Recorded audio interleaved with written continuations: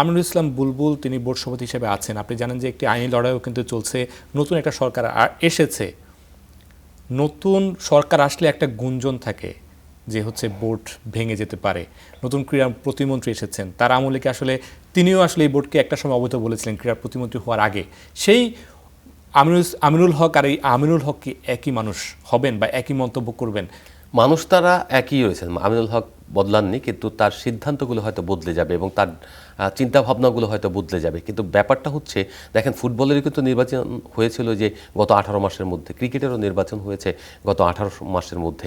তাহলে ফুটবল নিয়ে আপনার কোনো কথা হচ্ছে না, ক্রিকেট নিয়ে কথা হচ্ছে। কেন কথা হচ্ছে?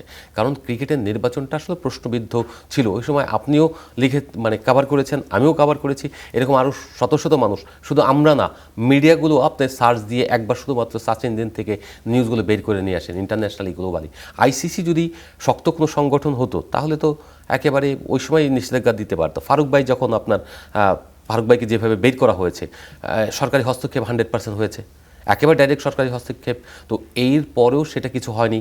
তারপরে আপনি ধরেন ইলেকশন নিয়ে যে পরিমাণে নিউজ হয়েছে, যে পরিমাণে সত্যতা পাওয়া গিয়েছে, যে পরিমাণে অন্যায় করা হয়েছে, আপনার নির্ধারিত সময়ের পরে আপনার কি করেছেন, মনোনয়ন ফর্ম নিয়েছেন, কেউ দেশে নাই, তার নির্বাচন ভোটে সে পাশ হয়ে গিয়েছে, তিনি উপস্থিত না। কিন্তু এই যে বিষয়গুলো হয়েছে, এবং কাউকে কাউকে আপনি, আমি ফারুক ভাইকেই বলবো, ফারুক ভাই কেন আপনি গিয়েছিলেন 15টি ক্লাবের ভোটাধিকার হরণ করার জন্য মামলা করতে? প্রয়োজন ছিল না তো। আপনারা সব ওই মামলাটা না করলেই একটা স্পোর্টিং নির্বাচন হতো। সেই স্পোর্টিং নির্বাচন হলে আজকে এইসব প্রশ্ন হতো না। তার মানে পুরো সিচুয়েশনটা আপনারা সবাই মিলে তৈরি করেছেন, এবং আজকে যে প্রশ্নটা উঠছে, এবং এইগুলি আমি এখন দেখছি যে সবাই জ্ঞান দিচ্ছে, ক্রীড়া উপদেষ্টা নিশ্চয়ই আগে যেভাবে বলেছেন এখন এইভাবে বলবেন না, সবাই হেডমাস্টার হয়ে গেছেন। এখন আমিনুল হককে তারা শেখাচ্ছেন যে কী বলা উচিত, কী বলা উচিত না।